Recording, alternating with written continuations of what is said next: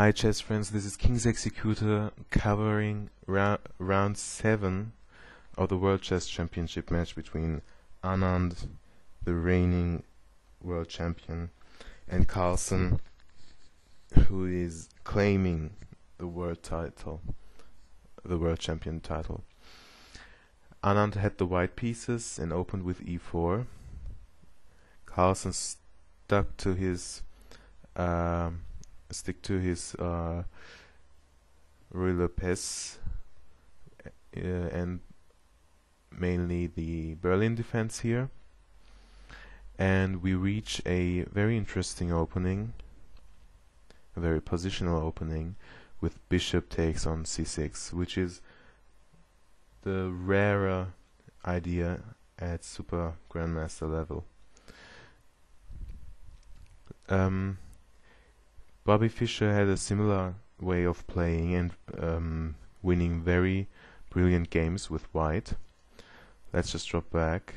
If a6 instead of knight f6, bishop a4, knight f6 now, then the bishop would take. So this is kinda the delayed capture. The difference is practically this pawn here. But the idea is similar.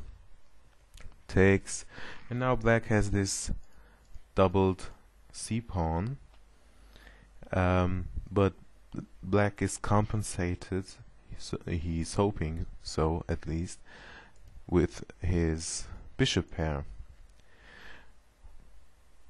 What does white achieve for giving up the bishop pair? Well, first of all, white has 2 central pawns, black has only 1.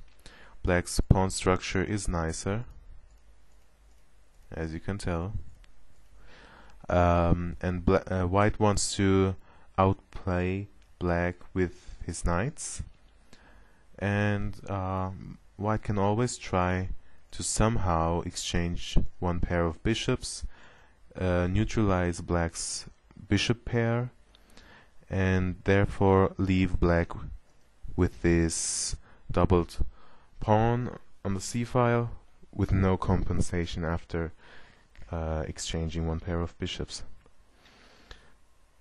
So this is a positional line and not a very concrete one, so this is an opening of ideas. Knight to d2. This knight can do a nice job here. Let's just drop back. Why isn't the knight played on c3? Well, there it has not a lot of prospects, so the knight goes this way. This way the knight is flexible. It can go here, putting pressure on the e-pawn. From there it can go here, so it's very flexible. It also can do the standard Lopez maneuver, or exchange bishops here and keep the pawn structure intact by doing so. Bishop g4. This bishop is questioned, and knight f1, knight d7. So this knight at least covers the bishop, so it doesn't lose time when it's attacked by a piece. Also, f6 might be played, so that the bishop can someday come this route. Also, this pawn is defended because its attacker is pinned for the time being, and when the pinner doesn't pin anymore, this pawn would be hanging, so knight d7 defends this. Knight g3, and the bishop takes on f3. Let's just drop back. If you go here, yes, if you go here, the bishop doesn't look very happy staring at this pawn. So I guess it makes sense to give it up.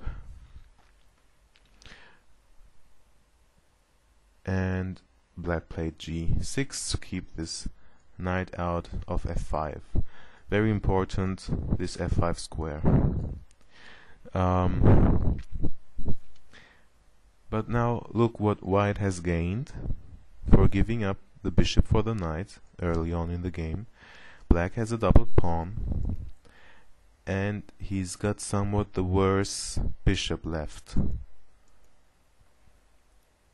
And also some dark square weaknesses. But how telling are these for Carlsen? Bishop e3, exchanging this bishop, or offering it, and now both castle long. Knight to e2, because the knight has no prospects on g3 anymore.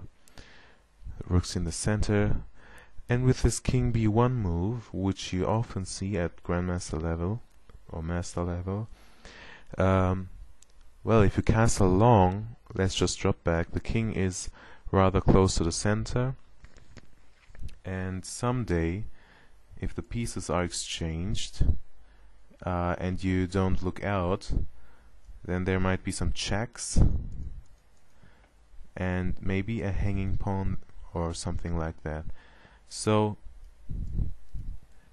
if you castle long, you normally have to invest one more move to really have castled. So this is standard. b6, h4. Now there's no sense in breaking in the center and giving black a lot of pressure in the center. So white, for the time being, is playing on the flank. The black king gets more safety on b7 and h5. The bishops are exchanged. Well, and this doubled pawns here always open up files, so this compensates for the doubled pawns. Knight c5, pawns are exchanged, and white has the h file. g3, preparing f5, a5. Well, I guess that keeps the knight on c5. Rook h7 looks very active, and therefore this rook has to be exchanged. And queen f6 here, and f4.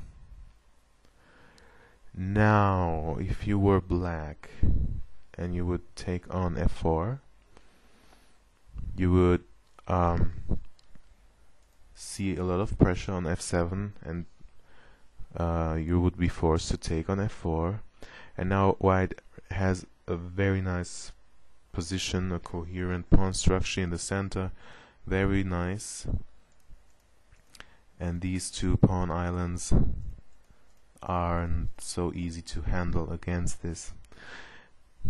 Maybe if we would have gone this way, maybe move like rook f8, king c1, and g5, which is based on tactics here. The pawn is regained, so rook f6, for example, would be an idea, but white is better. c5 maybe to control d4, and you would see that black would have some problems here, and it's difficult to find a move. Maybe one of the best moves would be c4 even here, to weaken this pawn undermine this pawn. I mean, you cannot take because of knight takes with check, so takes, and now black could try to hold this, but it's not easy. So in this position black doesn't want to take on f4, but rather exchange the second pair of rooks, and after the pawns are exchanged, queen f3 attacking the f pawn, so f5, exchanging white's big center, c3, knight d6, king c2, and now in this rather stable position we have a repetition of moves and the draw is agreed. So, not so many fireworks in this game, but Carlsen is leading with 4.5 points against Anand's 2.5 points. And yeah, hope to see you next time when I cover Game 8. Hope you liked it. Please comment and subscribe to this channel. Bye bye.